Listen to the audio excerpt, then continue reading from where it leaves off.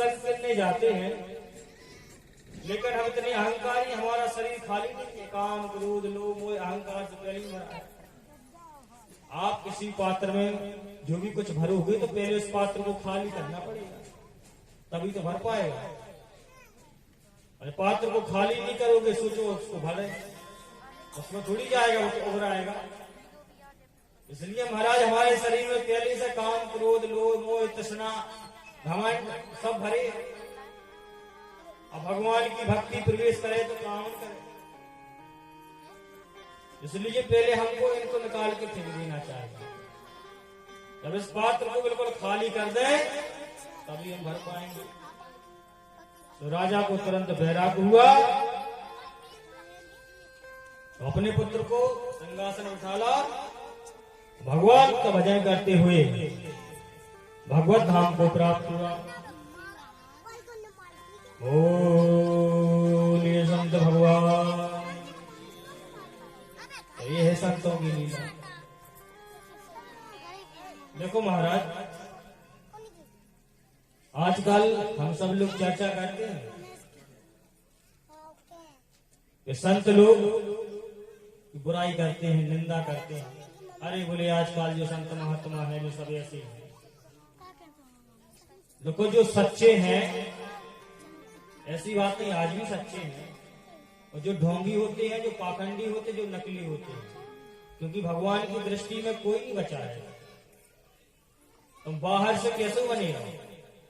बाहर से तो केवल आदमी मनुष्य पढ़ पाए, लेकिन भगवान तो भीतर से पढ़ ले कि बेटा तुम कैसे हो। जब पाखंड अधिक बढ़ जाता है, पाखंड किसे कहते हैं? पापस्य खंडा सा पाखंडा। जब तुम्हारे पाप ज्यादा बढ़ जाए तब फिर भगवान किसी न किसी माध्यम से फिर उतारता है।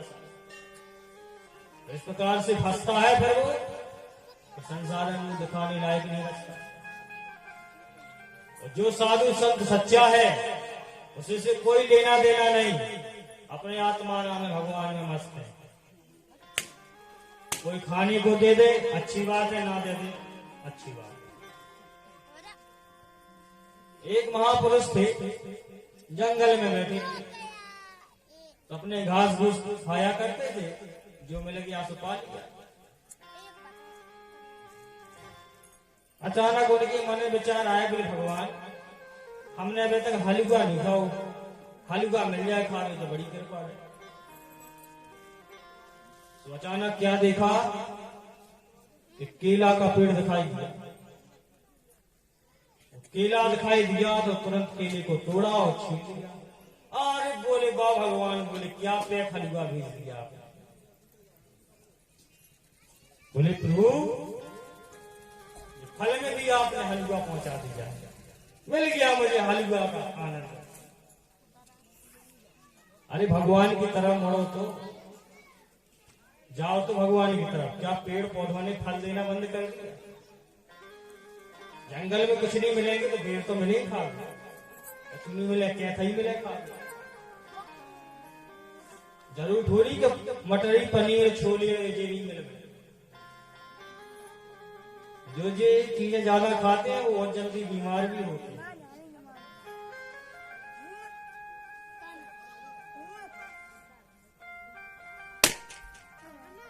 जय हो,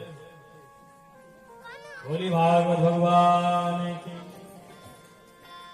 परीक्षित जी महाराज ने कहा प्रभु एक बात बताइए, संत महापुरुषों के मुख से सुना है कि नरकों का वर्णन। बोले आदमी कौन कौन पाप करने से नरक में जाता है? तो राजा परीक्षित से सुखदेव जी महाराज बोले राजन बहुत अच्छा तुमने प्रश्न किया है। बोले नरक तो एक लंबाई चौड़ाई खूब है, लेकिन भिन्न भिन्न जगह है। वैसे तो कई जगह हैं, लेकिन मुख्य रूप से 28 जगह है नरकों, जिनके नाम है ताम्रस, अंधताम्रस, रौरव, महारौरव, कुंभीपाक, कालसूत्र, असीपत्रवन, सुकर्मुख, अंधकूप इत्यादि। ये नाम बता दिए 28 नरकों के। बोले महाराज कौन से कर्म करने पर व्यक्ति नरक में चला जाता है? बोले सुनिए राजन, जो व्यक्ति दूसरों के साथ में छल करता है,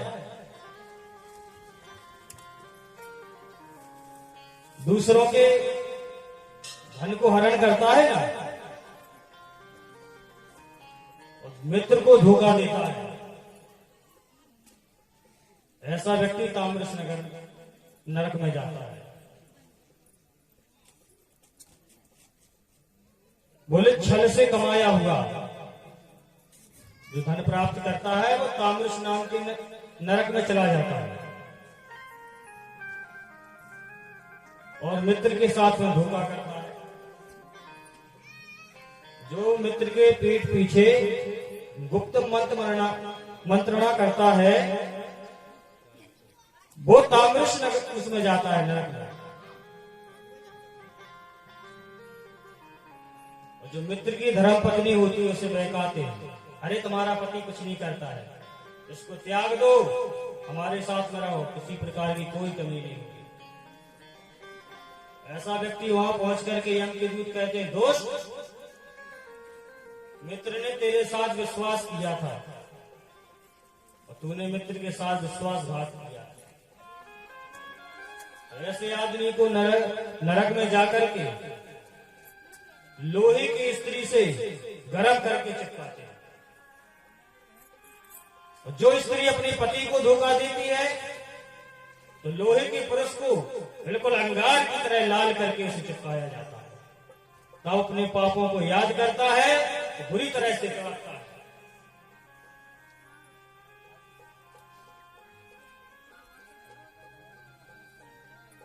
जो व्यक्ति भोजन कर रहा हो और एक भूखा आ जाए सामने, वो स्वयं खा रहा हो, उससे नहीं पूछ रहा हो, वो आंख निकाल करके उसकी तरफ देखता हो, तो ऐसा दुष्ट नरक में जाकर के यम के दूत बुरी तरह से डंडे मारते हैं, वो आंखों को नोच लेते हैं। बोले दोस्त, तू जो कुछ अपना समझ रहा था ना, वो वास्तव में तेरा है ही नहीं। जिसके पालन पोषण में तू लगा हुआ था, पालन पोषण तो भगवान कर रहे हैं संसार को। तो जब तक तुम मरे और मरने के बाद जब तक तेरे ही नहीं भाई, तो रोक रहे, देख लो हम तुम्हें तेज दिखाएंगे, सब अपने अपने काम में भी दे, वो नहीं कर रहे तुम्हें खबर। और जी के लाने तुम दिन रात मर रहे, काम कर रहे, वो आओ तुम्हारे संग है। केवल तेरे साथ जो है सो पाप पुण्य की कठिनाइयां हैं, सोते तो पाप की कठिनाइयां थी, और जब पाप की कठिनाइयां समाप्त हो जाए तो फिर पुण्य की कठिनाइयां खुले तो स्वर्ग मिले।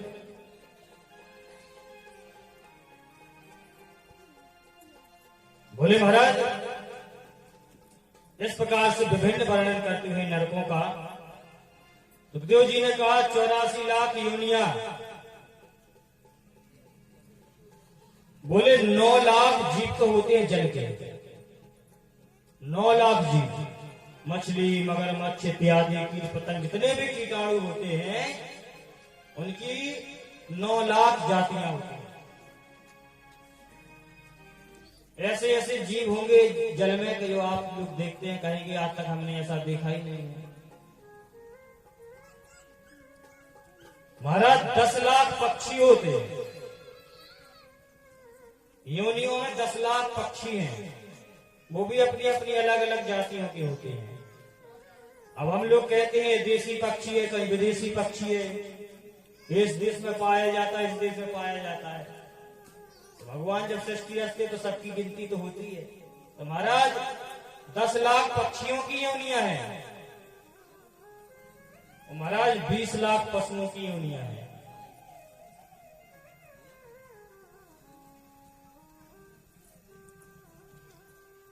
और ये 10 लाख 20 लाख ये पशु हैं, घोड़े हाथी आदि जो हैं जितने पशु पाए जाते हैं, और 11 लाख आदि जो कीट पतंगा हैं, कीड़ा मकोड़ा छोटे छोटे, इनकी संख्या है। और 30 लाख स्थावर यानी ये पेड़ पौधे वृक्ष औषधियां सब मिलाकर के इनकी 30 लाख योनियां हैं। ये भी वृक्ष बने हैं ना, पेड़े बने हैं, ये भी 84 लाख योनि में आते हैं। इन सबको जोड़ करके मिला करके 84 लाख योनि बनी है। इन 84 लाख योनियों को भोगने के पश्चात अब बड़े भाग से हम मानव बनते हैं। मनुष्यों में भी पाई जाती है संख्या 4 लाख की मनुष्यों में। जैसे ब्राह्मणों में तिवारी जी, दुबे जी, आप यादव है तो आप में भी कई गोत्र होते हैं। इस प्रकार से कई गोत्र जो टाइटल डालते हैं इनमें भी 4 लाख योनियां होती हैं। महाराज परीक्षित ने पूछ दिया, पूज्य भाई, हे गुरुदेव, आपने से योनि का वर्णन किया है। यदि अपने जीवन में किसी आदमी ने पाप किया है ना, अब वो सोचे कि हम सुधर जाएं, अब बची कुछ जिंदगी भगवान में लगा दे, तो कोई ऐसा उपाय बताइए कि उसके सब पाप कट जाए, वो भगवान के पद का अधिकारी हो जाए। क्या कोई ऐसा हुआ? तुम्हारा सुंदर अजामिल उपाख्यान सुनाया। तो कहा एक दिन की बात है, एक वेदवादी ब्राह्मण परम विद्वान गृहस्थ जीवन का भोग करता हुआ रह रहा था। एक दिन की बात है कि कहीं से लौट रहा था तो किसी स्त्री पर आसक्त हो गया, तो उसने अपना दूसरा विवाह कर लिया। जब घर पर लौट करके आया उस स्त्री के साथ में, वो वेश्या थी। तो पिताजी ने जो देखा, बोले बेटा ये क्या है? बोले हमने दूसरा विवाह कर लिया। तो पिता को मालूम चला तो घर से निकाल दिया, उन्हें निकाल यहां से घर से। कुल का कलंकी, हमारा कितना नाम है, तूने हमारे नाम को डुबो दिया। महाराज घर से निकाल दिया और निकालने के बाद ही चला गया बाहर गांव, रहने लगा उसके साथ, कुटिया बनाई। उस देवी ने कहा देखो इतना अपमान हो रहा है तो हम क्या करेंगे, हम भी जा रहे हैं। उसने कहा देवी तुम चिंता मत करो, हम तुमको प्रसन्न रखने के लिए कुछ भी कर सकते हैं, अब बदनाम तो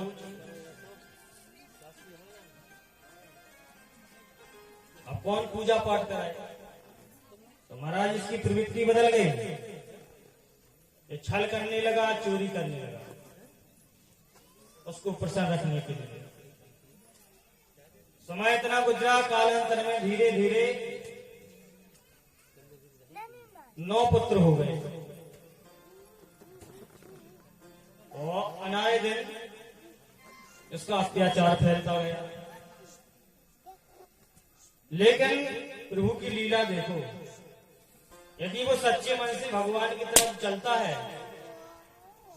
और अचानक वो मुड़ जाए, मार्ग भटक जाए, तो प्रभु भी उस पर कृपा कर देते हैं किसी न किसी माध्यम से। एक दिन की बात है, कुछ महात्मा साधु संत भगवान राम राजा की नगरी अयोध्या जा रहे हैं और गाते जा रहे थे, बोले सीताराम सीताराम सीताराम सीताराम सीताराम सीताराम, राजा राम राजा राम राजा राम, राम राजा राम राजा राम, रोम रोम हनुमत का बोले जय सिया राम जय जय सिया राम। रोम रोम हनुमत का बोले जय सिया राम जय जय सिया राम, जय सिया राम जय जय सिया राम।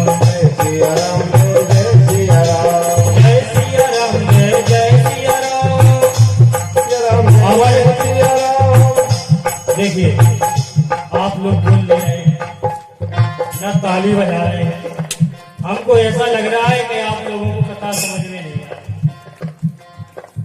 कछु जने यही सोच रहे होंगे महाराज की कछु समझे में नहीं आई क्या कह रहे हैं। इसलिए थोड़ी देर के लिए मोह त्याग करके भगवान के हो जाओ और प्रेम से ताली बजाओ। बोले भगवान बिहारी लाल रोम रोम हनुमत का बोले जय सिया राम जय सिया राम। रोम रोम हनुमत का बोले जय सिया राम जय सिया राम। जय सिया राम जय सिया राम जय सिया राम जय सिया राम। जय राजा राम जय राजा राम जय राजा राम जय राजा राम। जय सिया राम जय सिया राम जय सिया राम जय सिया राम।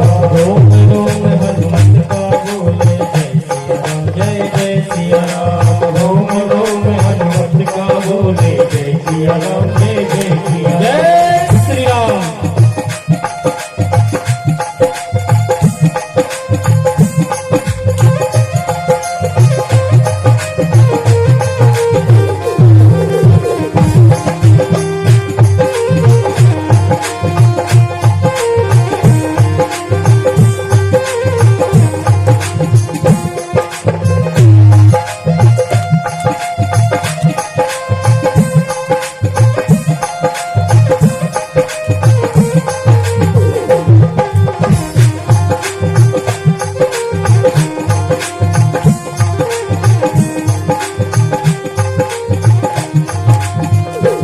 अवधपुरी का कण कण बोले जय राजा राम जय राजा राम। अवधपुरी का कण कण बोले जय राजा राम जय राजा राम। अवधपुरी का कण कण बोले जय सिया राम जय सिया राम।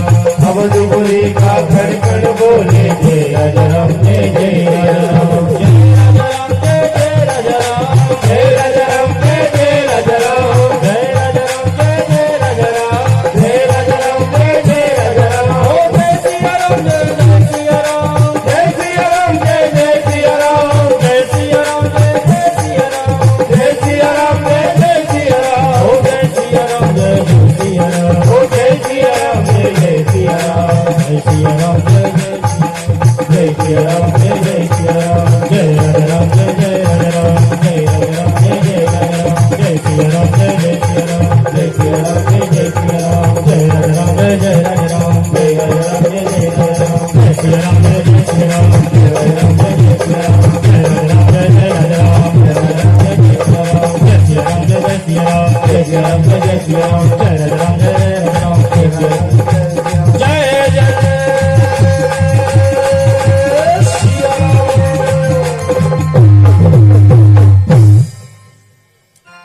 महात्मा लोग जय जय सिया राम जय जय को ढोल मजीरा कोई चिमटा सब अपने में मस्त थे।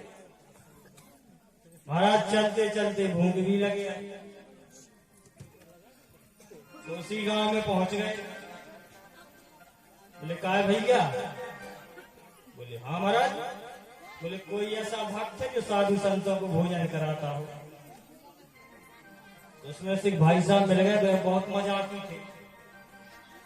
बोले हाउ है? बोले गांव कितना बाहर जाओ तो बोले अजामिल महाराज हैं। बोले बे भाई मत वो नहीं कहते। बोले खूब हो साधु सेवा। तुमने मजाक में कह दिया, असल तो सीधे साधे पहुंच गए। वो तो परम दुष्ट था, अधर्मी था, लेकिन लोगों ने मजाक में कह दिया। तो साधु पहुंच गए, ढोलक मजीरा चिंता लेकर बस वहीं बैठ के द्वारे गाँव लगे। इतने में उसकी धर्म पत्नी निकली। देवी ने कहा ले साधु महात्मा आ गए। तो हाथ जोड़ के बोले महाराज क्या चाहिए आपको? बोले देवी भूख लगी, यदि प्रसादी मिल जाए तो हम भगवान को भोग लगाएं, पालेंगे। भगवान आपको बहुत देगा, आपका कल्याण होगा। तो उसने कहा महाराज उसने सारी अपनी स्थिति बता दी। और उसने अपनी स्थिति बताई महात्मा ने कहा ठीक है हम चले जाते हैं। उसने हाथ जोड़ करके कहा महाराज हमारी एक विनती है। बोले क्या बात है? यदि बोले हमने सुना है यदि किसी के द्वार से साधु महात्मा बिना खाए हुए बिना अन्न आदि दक्षिणा लिए हुए जिसके द्वार से खाली हाथ चला जाता है ना उसके घर से लक्ष्मी जी रूठ के भाग जाते हैं। बोले बताइए हम सबको सद्बुद्धि देते हैं हमारे भगवान करने की शक्ति देते हैं ये अधर्मी धर्म करना नहीं जानता इसलिए हम इसके यहाँ रहे क्यों? उसने कहा महाराज हमें पाप लगेगा आप लोग खाली चले जाएंगे। बोले हम आपको दाल आटा आदि सब दे देते हैं यदि आप लोग अपने हाथन ठोक लो तो बड़ी कृपा है। तो महात्मा मान गए आओ बोले ले आओ राशन पानी। उसने खाने पीने की सामग्री रख दी व्यवस्था की। तो महात्मा लोगों ने अपने हाथ में बढ़िया टक्कर ठोके बढ़िया प्रसादी बनी और भगवान के लिए भोग लगा रहे थे मंत्र बोल रहे थे ना व्यास। इतने में ना जाने कहां से आगे आ जाए तो साधु महात्माओं को उल्टा सीधा बोलने लगा हे किसने कहा यहाँ आओ तुम लोग यहाँ क्या मचा रखा है तुम लोगों ने? जब उसकी स्त्री ने सुना कि हमारे स्वामी जी डांट रहे हैं तुरंत निकल के आई। क्यों क्या बात है? बोले इनको किसने बुलाया? बोले हमने। अच्छा तुमने बुलाओगे? अरे कोई बात नहीं तुमने बुलाओ तो कोई बात नहीं। बोले जैसे तुम तो चुपचाप भीतर चला गया। उसकी दुष्टता महात्मा लोग देख रहे थे।